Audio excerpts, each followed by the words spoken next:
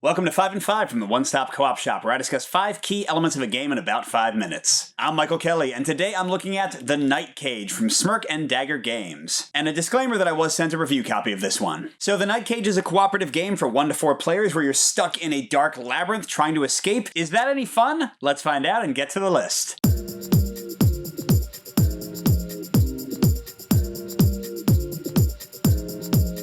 So first at number 5 I have a mix, and that's focused on the simple play and kind of the cooperative nature of the game overall. On the positive side, this game is incredibly simple to teach, very quick to play. You can get through an entire game in like 10 or 15 minutes. But on the negative side, your turns are incredibly simple. You either move or stay where you are, and there's also basically no hidden information except in which order the tiles will come out. So this is a game where you could easily have an alpha gamer problem if that's something you deal with in your group. And higher player counts could also be a little weird or problematic because you always have 4 characters, so with 3 players you're kind of sharing control of one, which is a little bit weird, and with 4, again with the simple turns, you might feel like you're not doing very much. But I have a pro at number 4 for one of the core mechanisms of the game, and usually you only move on your turn, but what I'm focusing on here are your other options. Because besides moving a single tile, which is what you usually do, you can also stay where you are, which does require you to discard a random tile from the pile, which might mess up your chances of winning, but it also allows you to do cool things like not block off your teammates or not trigger a monster, and just having a different option is neat. And that also goes for a second option which you have sometimes, which is when you have a crumbling tile under you or a pit next to you, you can jump into that pit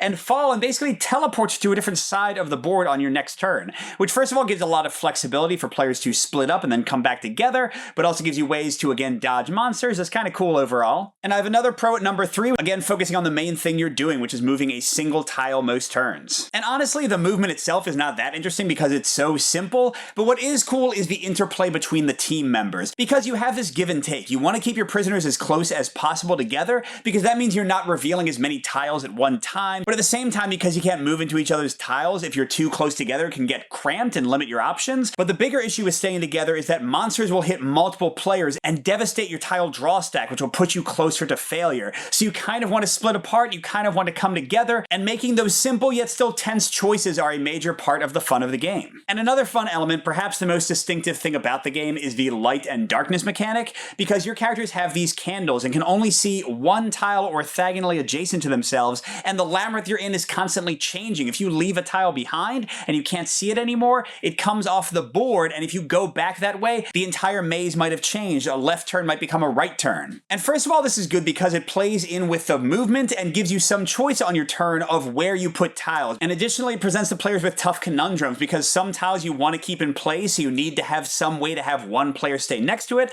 but others you want to get rid of to open up new paths. And one of the coolest parts of this, thematically and mechanically, is that when you get hit by a monster, your candle goes out and suddenly you can't see anything next to you at all, so you just kind of wander in the dark until another player gets next to you to relight your candle. That can really lead to some intense gameplay moments. But I am going to end with a con on my number 1 because I know this is the part of the game that's going to bother people the most. It's certainly what gets in my head the most, and this doesn't mean that it ruins the game, but I still need to talk about it. That's how random the tile draw pile can be and how swingy it can be. Because to win the game, you need very specific elements. You need 4 key tiles to get each of your prisoners a key, and you need a gate that they can all gather together on at the end to win. And here's the thing with that, and it's definitely happened in several of my games. If all the keys are near the bottom, or if all the gates are near the top and come too early, it can be difficult to impossible to win. But then when it swings the other way and a bunch of keys come out easily early on, we've had games where we won with no tension whatsoever. Now, even though this is my number 1, I want to make a few things clear. First of all, this is easy to house rule. For example, you could distribute the keys throughout the draw pile, kind of like the epidemic cards in Pandemic. And also, even though the swinginess has been a noticeable problem in many of my plays, since the game only takes 10 to 20 minutes, it's not like it ruined my day. We just set up and tried again. So overall, I can recommend The Night Cage if you like quick playing games. If you like simple to teach games, this one has gone over very well with my family and casual gamers. And if you like tense games that often come down to the wire with that light mechanic and desperately searching your way for those keys. But you might want to avoid this one if you have alpha player problems, or if you think you'll mostly play at 3 and 4 player. I think that's the weakest player count. Or if you want deep strategy or want to avoid randomness in your games, because the tile draw here can make or break you regardless of what choices you make. And if you want to see the game in action, click the link to watch a full playthrough on the channel. Good gaming, and I'll see you at the next stop.